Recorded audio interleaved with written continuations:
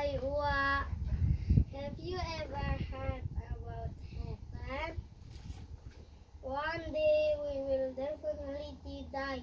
Do you want to go to heaven? Are you sure you can go to heaven? I know everyone wants to go to heaven, includes me. Scott asks, what is the reason I allow you to enter heaven? What is the answer? Maybe your answer that we have to obey our parents, be diligent, be smart kids, or be a kid who are not naughty. But the question is, how far we have to do the good things? There's the best news that we have to know, that heaven is a free gift from God.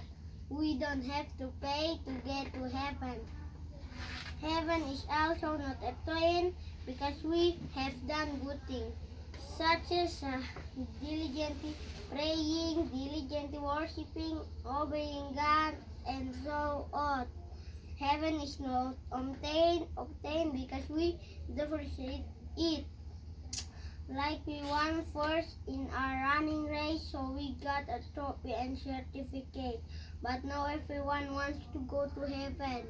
Why? Do you know? Yes, it's because of sin. Dadah. Dadah. Dadah.